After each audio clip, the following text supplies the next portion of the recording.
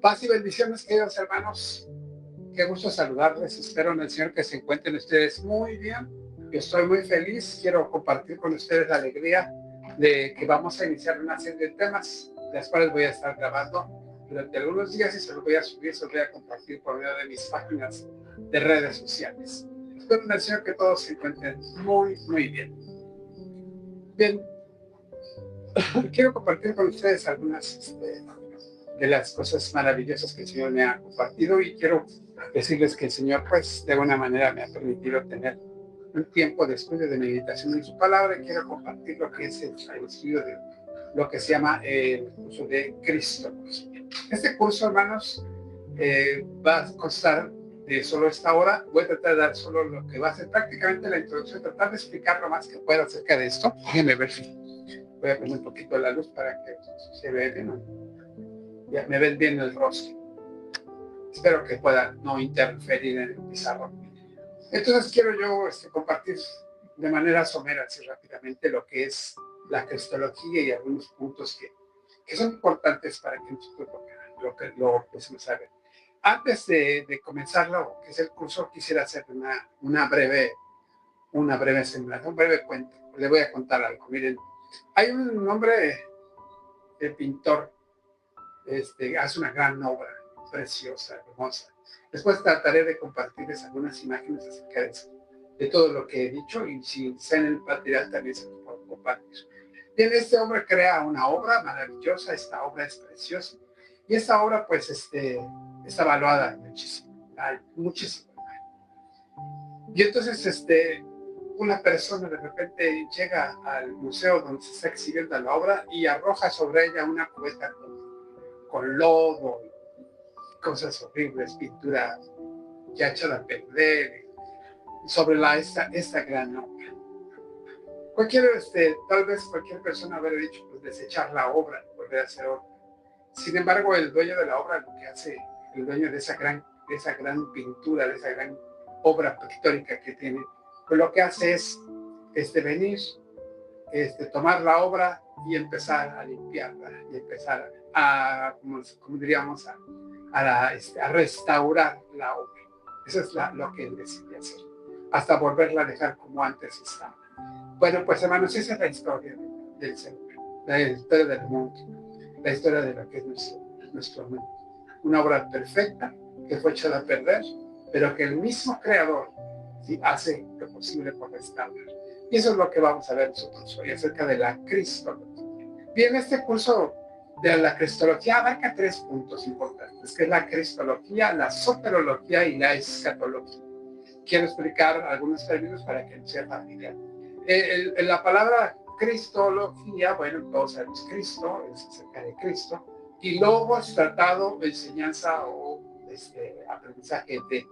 Si nosotros hemos, por ejemplo, ido a la escuela, en la escuela nos han enseñado acerca de la biología, estudio de la vida, zoología, estudio de los animales, y hemos visto eso, teología, teo, Dios, logos, tratado, estudio, el tratado o el estudio de Dios. Y bueno, cristología es todo lo que tenga que ver con Cristo, tratado, estudio acerca de Cristo. Si hablamos de soterología, soteros viene de esta palabra que es salvación, todo lo que tenga que tratar con la salvación. Y la escatología con los tiempos venideros, los tiempos futuros. Y eso tiene que ver, entonces, logos tratado con todos aquellos tiempos venideros. Eso es lo que vamos a estar viendo. Así que entramos de lleno. Y hay un famoso pasaje que a mí me encanta mucho. Cuando Cristo le pregunta a sus discípulos y le dice, ¿vosotros quién decís que soy? ¿Quién soy yo? Entonces ellos pues le dicen, tú eres el Cristo, el Hijo del Dios viviente. Eso es lo que hacemos, porque vamos a tratar de ver en lo que es la cristología. Vamos a tratar de resolver el asunto de quién es el Señor, quién es Cristo. Bien, ya se me cerró aquí, voy a ver si quiere abrir otra vez esto. Está cargando, y ahí está. Muy bien. Entonces vamos a ver acerca de lo que es Cristo. Además de ese pasaje, también les quiero platicar acerca del pasaje famoso que dice Filipenses 2, 1 al 5, de 2, 5 al 10, lo recuerdan todos ustedes, el famoso libro cristológico que utilizó Pablo, y que dice, el cual siendo en forma de Dios no tuvo por qué aferrarse a ser igual a Dios, sino que se humilló, se hizo siervo y se hizo hombre y siervo, obediente hasta la muerte y muerte de cruz, por lo cual Dios lo exaltó hasta lo sumo y le dio un nombre que es sobre todo nombre. Hermanos, ese es el resumen de la cristología, el cual siendo en forma de Dios no tuvo por qué aferrarse a ser igual a Dios, sino que se humilló a sí mismo haciéndose hombre. Y estando en la condición de hombre se hizo siervo, obediente hasta la muerte y muerte de cruz. Por lo cual dice que Dios lo exaltó hasta lo sumo y le dio un nombre que es sobre todo nombre. Eso es exactamente también lo que dice Juan capítulo 13, ¿se acuerdan del lavatorio de los pies? Dice, si ustedes dicen que soy el Señor y el Maestro, les bien. Pues si yo el Señor y Maestro les he venido para obedecerles, se quitó su toalla, se quitó su ropa, se ciñó la toalla y les sirvió. Eso lo hago para que ustedes entiendan. Y Dios dice que lo exaltó otra vez hasta los últimos. Después de 3 días resucitó y al tercer día ya está sentado a la diestra del Padre. Bien, esto es la cristología. El resumen de la cristología, la soteriología y la escatología. Para eso entonces vamos, como dicen por ahí, ya el destripador por partes. Vamos por partes. Empezamos nosotros y vamos a empezar con lo que es la cristología. Y vamos a hablar, ya hablamos acerca de la gloria hasta la humillación y de la humillación de vuelta al trono. Eso es lo que es el resumen de la cristología. Bien, pero primero vamos a empezar a hablar de Cristo. Mucha gente dice que Cristo, pues no comenzó en Belén, el pequeño niño que nació allí en Belén, todo. Y ese niño, pues ahí está. Pero este pequeño niño no empezó su vida allí en Belén. No comenzó su historia en Belén. De este niño, su historia es mucho antes, ¿sí? Debo estar verificando mis audios, por favor, disculpen ustedes, ¿sí? Y bueno, al estar viendo nosotros este tema y entendiendo que pues Cristo no vino solamente de ahí de Belén, sino que tiene un punto más, todavía más atrás, pues entendemos que él vino de antes. Hay pasajes en los cuales ustedes pueden estar viendo acerca de Cristo y de su venida, digo, de su preexistencia, porque aquí tenemos que Cristo entonces es preexistente. Si es preexistente, luego entonces Cristo es no solo preexistente, sino que además también es divino y él tiene eternidad. Aquí lo estamos viendo. En Juan 17:5 y otros pasajes más, tenemos lo que está narrando acerca de eso. Lo que está checando en mi disculpe, ¿no? Vamos a estar checando algunos puntos sobre eso. Aquí tenemos nosotros entonces, luego entonces vamos a ver lo que sucede aquí. ¿Sí? Juan 17:5, por ejemplo, es uno de los pasajes que nosotros estamos viendo. Juan 17:5 narra acerca de que le dice a Dios, dice, en una oración, en la oración sacerdotal, dice, glorifícame con la gloria que tuve contigo antes de que el mundo viniese. Entonces está hablando, hermanos, de que él ya existía antes. Él ya tenía vida antes. Por lo tanto, si él ya existía, tenía vida antes con el Padre, quiere decir que él está reclamando algo que ya de hecho ya vivía. En estos pasajes, como por ejemplo Mateo 5:2, donde le dice que sus salidas son desde el principio, desde las días de la eternidad. Y no olvidemos Colosenses 1:16 y 17, donde dice que por él fueron creadas todas las cosas y todas las cosas fueron hechas por él. Juan capítulo 1, verso 1 al 3, donde dice en el principio era el verbo y el verbo era con Dios y el verbo era Dios. Entonces estamos hablando que Cristo o el Hijo de Dios o Jesús como lo conocemos, que no era ni Cristo ni el Hijo de Dios ni Jesús. En aquel tiempo, la parte de la divinidad estaba con Dios, y él estaba con Dios, como lo vimos también en Efesios. ¿Sí?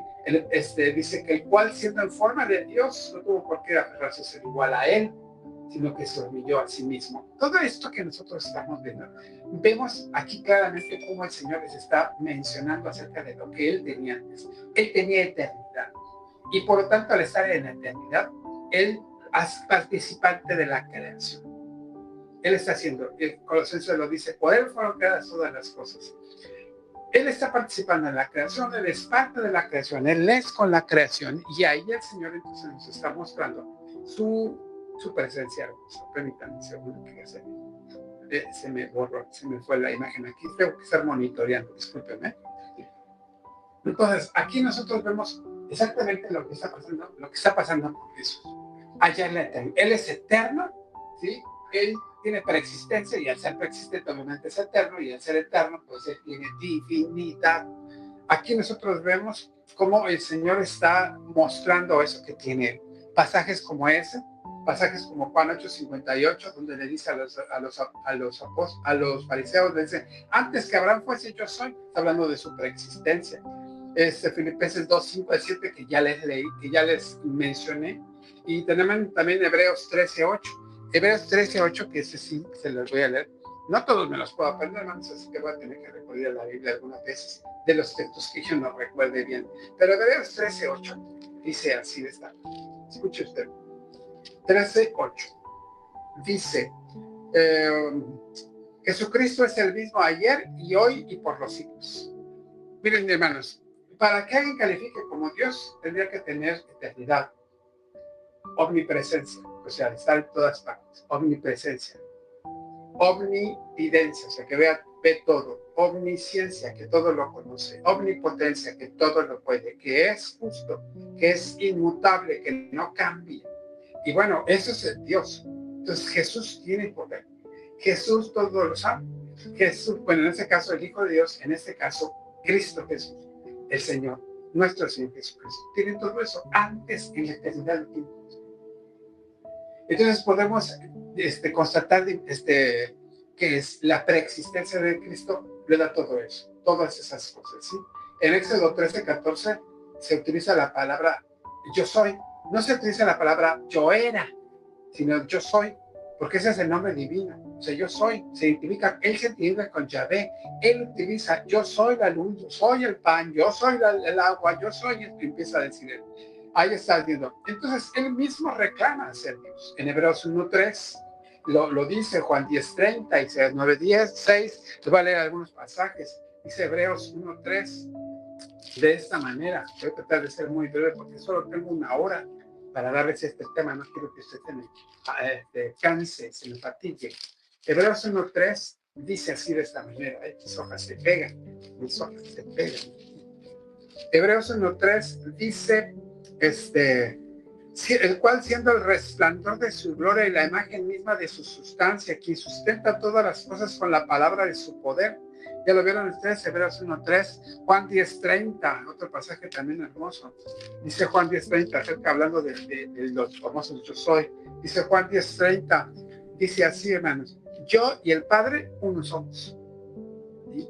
Yo y el Padre uno somos. Vea cómo él está reclamando su divinidad. Isaías 9:6, donde le dice, Dios fuerte, admirable, consejero, príncipe de paz, etc. Todos esos textos, además de algunos otros como Juan 1:14, vimos su gloria como del Padre, lleno de gracia y de verdad. Tito 2:13, al Señor, a nuestro Dios y Señor. Colosenses, Juan 20:28, cuando le dice Tomás, Señor mío y Dios mío. Apocalipsis 1:17-18, en toda la gloria. Y estamos hablando muchos ahí. Entonces, vean todos esos pasajes que nos están mostrando. Y está Jesús, prácticamente se le está reclamando a Dios a Jesús como Dios. Él es Dios. La deidad completa habita corporalmente en él. Dios corporalmente habita. No posee una parte de la naturaleza divina. Posee toda la plenitud de la naturaleza divina. Y aquí nosotros tendríamos que pensar que acerca de nuestra obediencia cristiana, descansamos en Cristo y reconocemos que Él tiene autoridad absoluta sobre nuestra vida. Y aquí entonces es cuando vemos y hablamos acerca de lo que es.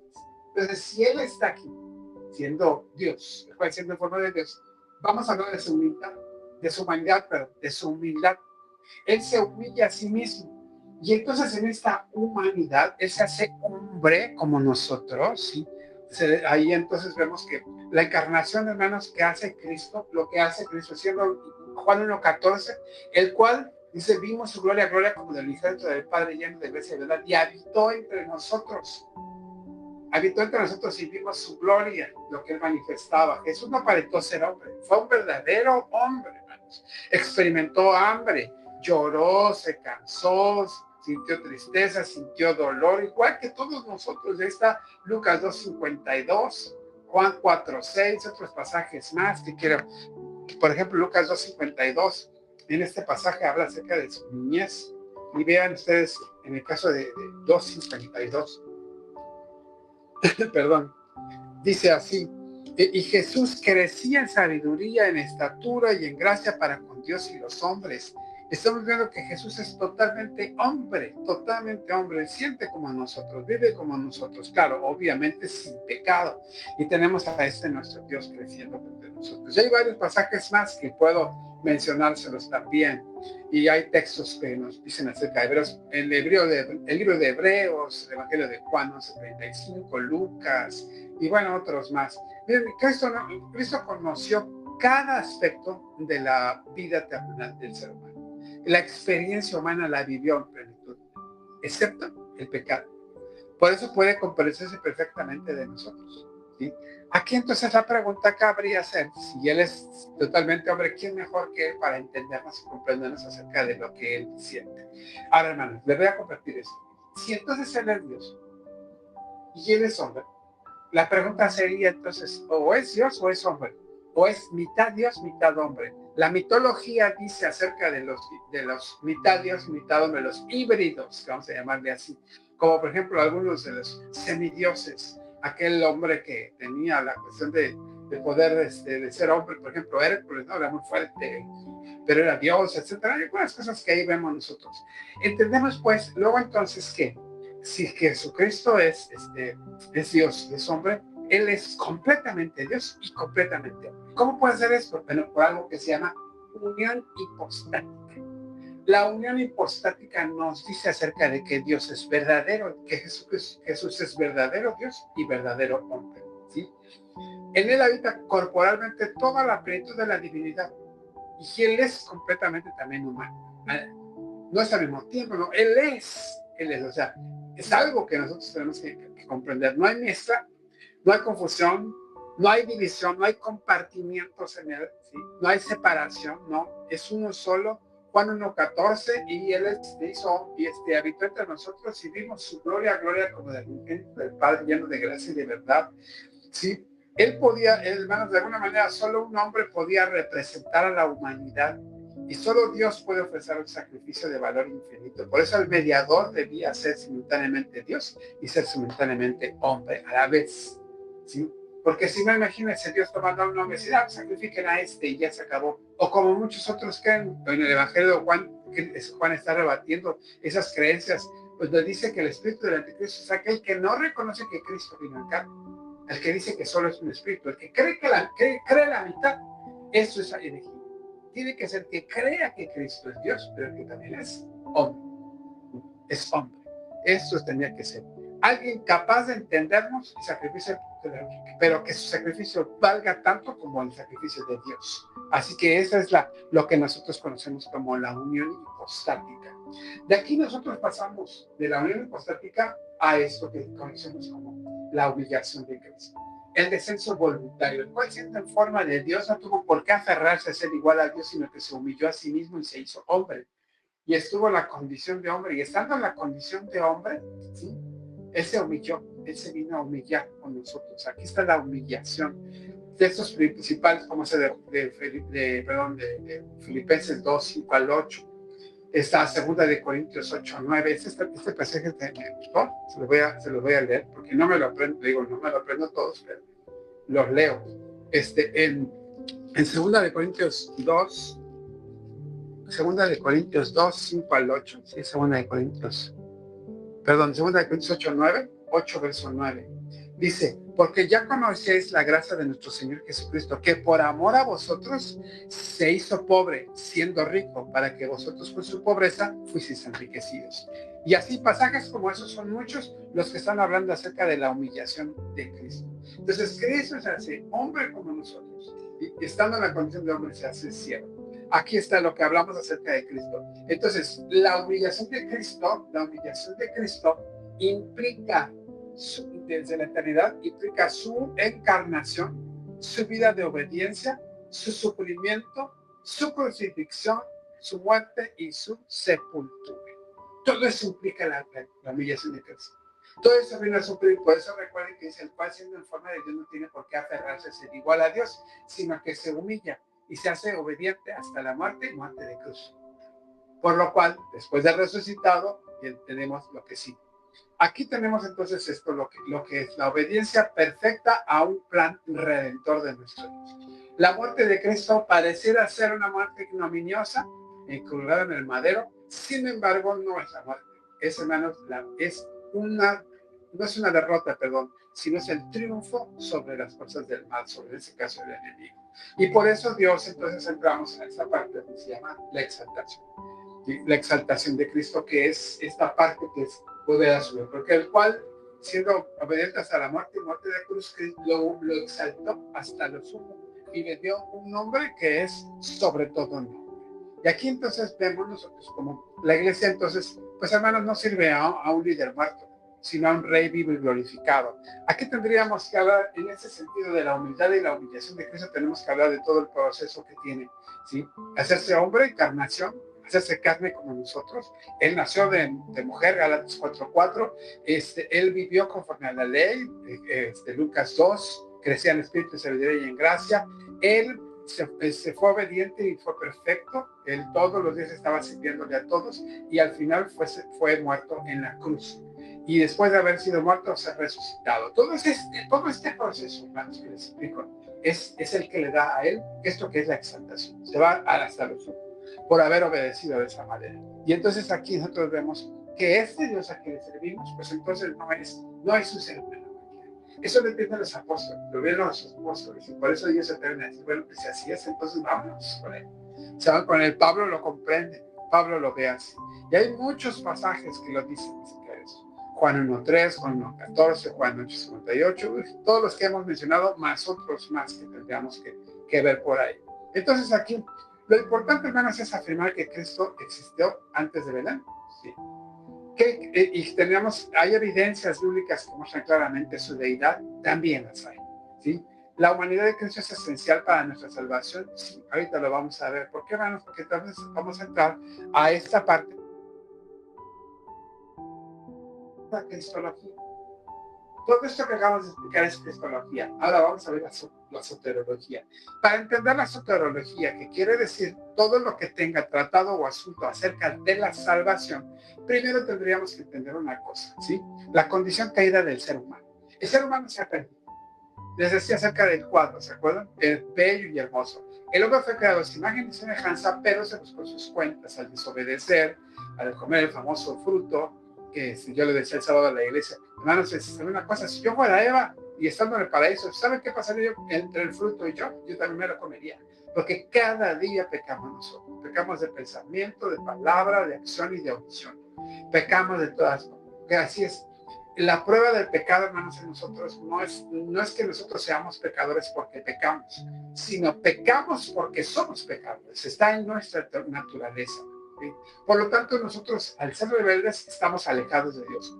Somos irreconciliados, somos nosotros enemigos de Dios. Dice Isaías que entre Dios y nosotros hay una gran cima con S, no con C. Esta cima o cisma, es como si nosotros caváramos un gran hoyo entre Dios y nosotros. Este hoyo cada vez es más profundo y cada vez es más ancho. Por lo tanto, nos va alejando. ¿Qué necesitamos nosotros para poder estar en Cristo? Pues un puente de salvación. El hoyo es tan profundo, el cima es tan profundo y tan ancho que lo único que necesitamos es un Salvador, Cristo Jesús. Aquí es donde nosotros entendemos, pues, entonces, que si nuestras raíces son de mal y están mal, necesitamos poderosamente un salvación. El hombre está siendo malo por toda su condición. Dice Isaías también que está el hombre corrompido desde la mollera hasta los pies. ¿Sí? Hoy nosotros lo podemos ver en la política, en el gobierno, lo podemos ver en el mundo empresarial, en todas partes, cualquier persona. Hoy hay una corrupción total del hombre y cada día se corrompen más y más. Hasta las gentes que hacen cosas buenas se corrompen luego con ellas también. Estamos viéndolo todos los días en todas partes y vemos eso.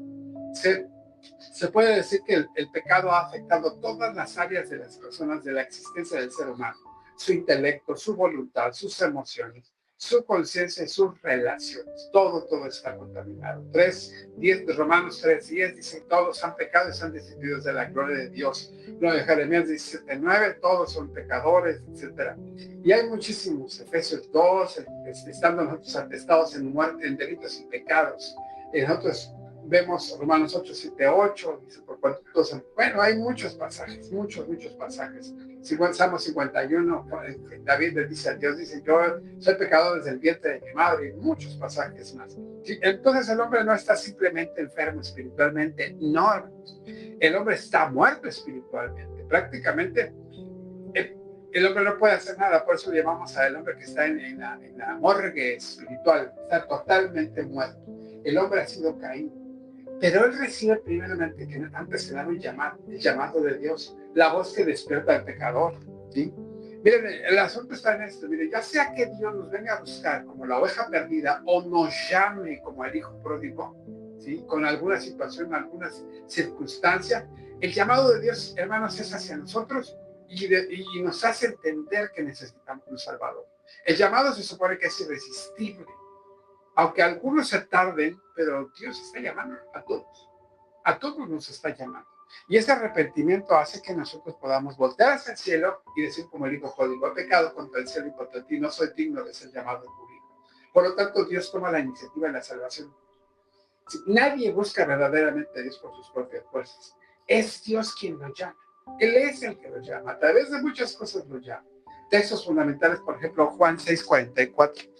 Voy a tomar uno de los textos para que lo podamos tomar como base. Juan 6:44 dice de esta manera. Juan 6:44 dice así. Ninguno puede venir a mí si el Padre que me envió no le trajere, y yo le resucitaré en el día postrero. Esto es lo que dice el pasaje. Entonces nadie. Yo soy el camino, la verdad y la vida. Nadie puede ir al Padre si no es por mí. Y pasajes como esos nos están diciendo acerca de lo que hace Dios. Cuando sucede esto, entonces en nuestro corazón existe algo que se llama el arrepentimiento. Y el arrepentimiento sí, es el cambio de mente y dirección, lo que se conoce como el metanoia. Yo iba hacia una dirección contraria, en pecado, en mi vida, y entonces decido en un momento dado ir hacia otro rumbo, hacia ir hacia Cristo. Entonces, cada día me acerco más a Cristo. El asunto es que cuando voy hacia el pecado, peco. Pero cuando voy hacia Cristo, dejo de pecar y empiezo a ir para. No se trata de que lo haga por obligación, sino porque he cambiado mi rumbo, he cambiado mi dirección. Entonces, para que yo pueda sentir el arrepentimiento, primero tengo que reconocer el pecado. Tengo que sentir dolor por él, arrepentirme, decir, no puede ser que yo pueda seguir ahí. Tengo que apartarme de él y entonces volverme hacia Dios. ¿Sí? Pasajes como Hechos 3:19, Lucas 13:3 y otros pasajes más, Marcos 1:15, el reino de Dios acercado, etcétera, todos esos pasajes. Hermanos, miren, no existe la fe verdadera sin arrepentimiento verdadero.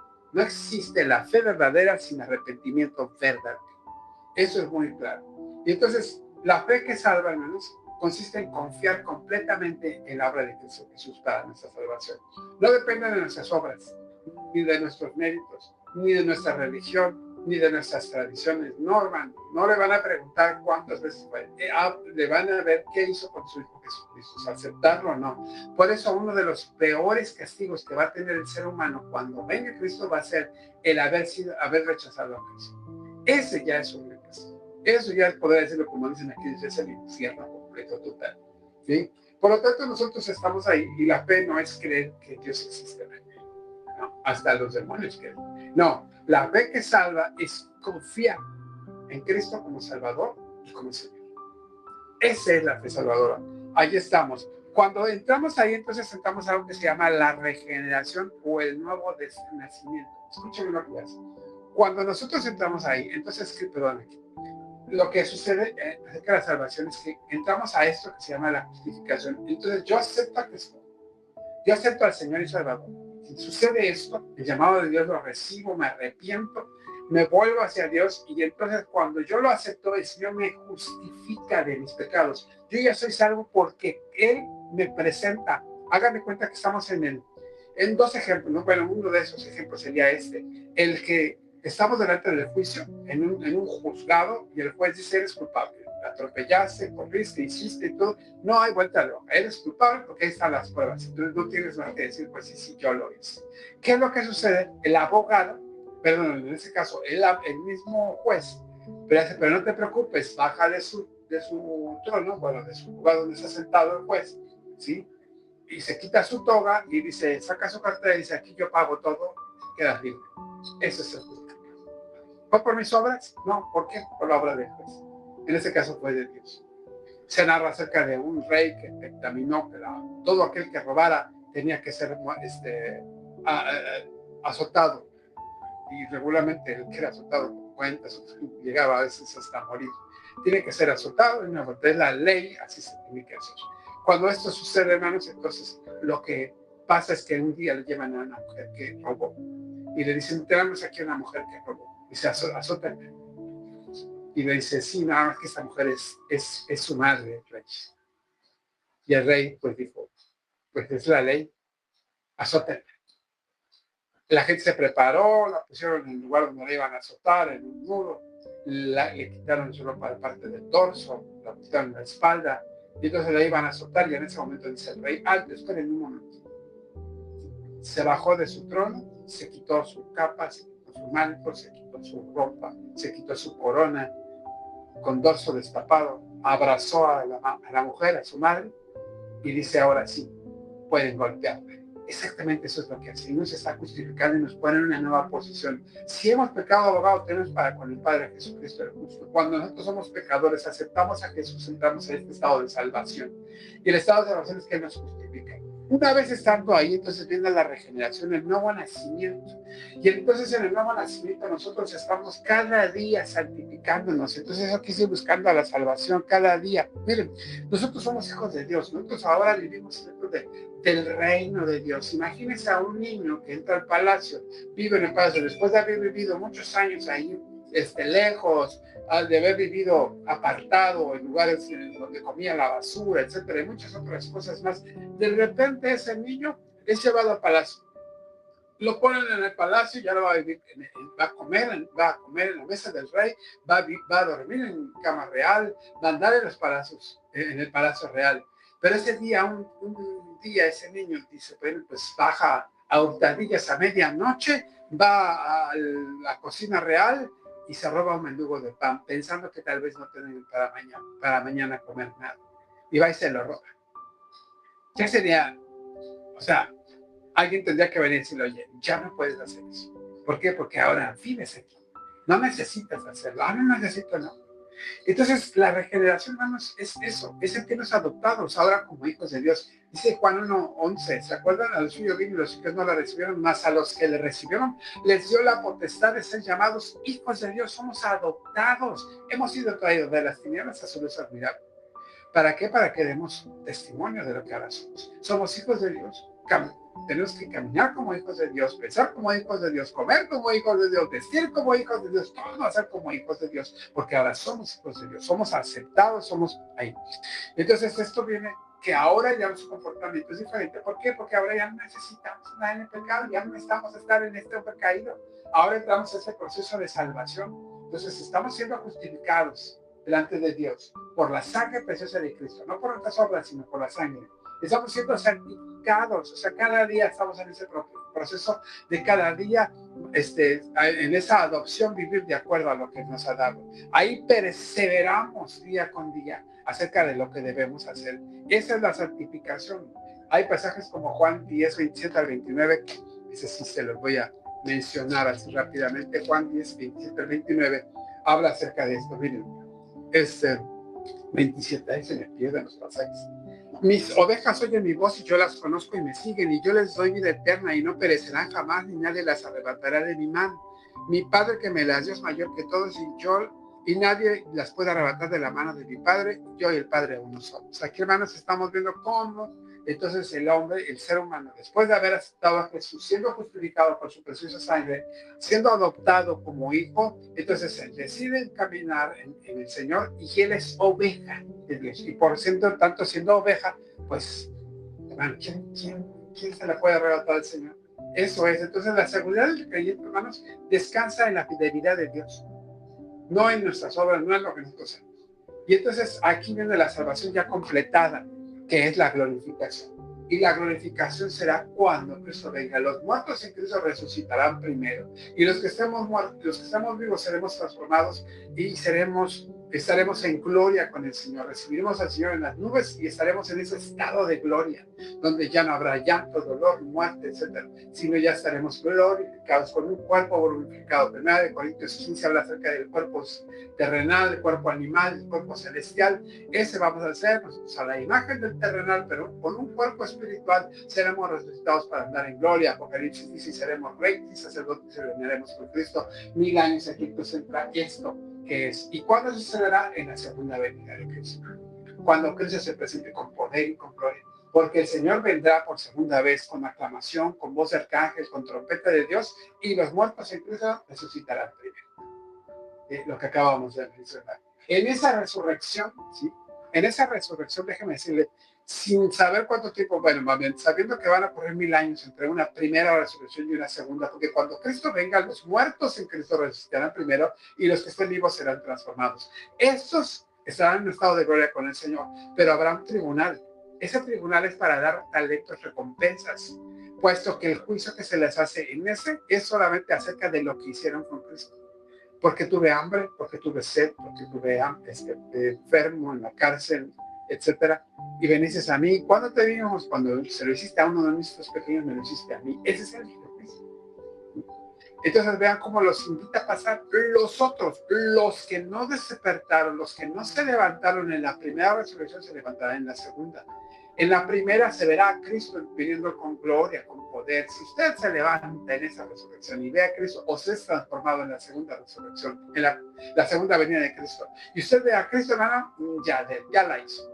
Pero si usted no se levanta y 1000 años después, no va a saberlo, usted está muertito. Pero si se levanta y ve el trono blanco, agárrese. Porque en el gran trono blanco, que es el segundo juicio, el juicio que va a ser el trono blanco, en ese juicio se levantarán solo para leerse los libros, y el que no se ha hallado en el libro de la vida, ese será dejado en la condenación total y plena y siempre. La glorificación, entonces, hermanos, es el hombre que está aquí, ¿sí? Y va hacia en esa segunda venida de su resurrección. Allí entonces entrará lo que es cielos nuevos, tierra nueva, un nuevo mundo donde estaremos habitando, como les decía, sin dolor, sin llanto, sin muerte, nada. Todo nada nos va a tribular en eso. Entonces, fíjense, hermano, le voy a decir esto: nosotros en la salvación, sóteros, ¿sí? Somos salvos, justificados. Estamos siendo salvados, santificados y seremos salvados, la glorificación. Para que entonces nosotros, ya estando en la glorificación, pues entonces entremos a lo que es esos tiempos de la escatología, que son los tiempos finales. En esos tiempos finales, ¿sí? Va a ser la victoria final, va a ser la recreación del mundo. Ese cuadro que les decía que había sido sucio por este hombre, es totalmente restaurado, limpio, y no solo restaurado, ahora queda hasta mucho mejor de lo que estaba hecho. Esa es la victoria final. La escatología nos marca entonces esta rama del estudio. Estudia las últimas cosas, todo lo que nosotros hemos leído en Apocalipsis, Mateo 24 y 25, todo eso. El propósito final, hermanos, no es satisfacer la curiosidad humana, no es satisfacer solamente acerca de futuro, para ver qué va a pasar y especular, etcétera. No, en la escatología es para fortalecer la esperanza del creyente, para estimular la santidad y motivar a la evangelización. ¿Se da cuenta? Entonces la escatología tiene que ver con eso. La Biblia concluye con una gloriosa promesa. Cristo ciertamente viene en breve. Apocalipsis 22:20. Entonces la historia final, hermanos, la historia no avanza hacia el caos, sino hacia el cumplimiento perfecto del plan de Dios. Este es de donde veníamos, del caos. Salimos y vamos hacia lo que es la salvación completa. Miren, hermanos, salimos de un huerto y vamos hacia un huerto. Caímos por un árbol y va a haber un árbol. ¿Sí? Es más, déjeme decirle eso, hermano. ¿De dónde sacaron la madera para la cruz de Cristo? Nos salvó un árbol, el árbol de la vida. El árbol de la vida es el que nos daba vida. Se nos ocurrió de la ciencia del bien y el mal, o sea, elegir por nosotros. Y eso sucede vez tras vez en nuestras vidas, en la vida de todo el ser humano. Pero, hermanos, aquí está Dios para rescatarnos, para salvarnos, llamándonos, regenerándonos, nosotros arrepintiéndonos y buscando la salvación a través de Cristo Jesús, por su sangre preciosa, no con méritos míos, sino porque Cristo me ha llamado, me ha regenerado, me ha justificado, está santificando y porque me va a glorificar. para cuando Él venga. Y entonces entremos a esos cielos nuevos y a esa tierra nueva. Porque al final de cuentas ese es el punto de la profecía, hermanos. No es vaticinar los tiempos futuros. La profecía en los que nos va a dar, hermanos, es lo que ya está escrito por Dios, porque Él ya vio el final de la película, hermano. ¿Sí? A muchos hemos caído en esos errores fijando fechas y ahora sí va a venir. ¿Cuánta gente no dijo que en el 2000, que porque el mundo maya y el 2012 y 2018 y han puesto 1944, 1884, 1914, ay no, una serie de cosas que hemos dicho, bueno, pero ¿sabe qué? El día y la hora nadie lo sabe. Pero lo que sí sabemos es que se acerca.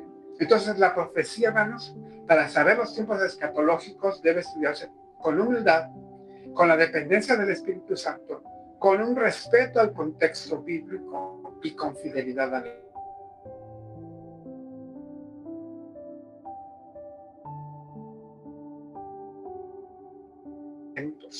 En hacer atentos por esta palabra. Mateo 24:36, Hechos 1:7, esperadme allá, que venga, etc. Hay muchas cosas que podemos hacer. Entonces la profecía no fue dada para producir temor, sino para producir esperanza en el ser humano. Y ahí está el regreso glorioso del Rey. Cuando nosotros veremos esos tipos escatológicos, y ahí veremos a Cristo venir. Su venida va a ser de forma personal.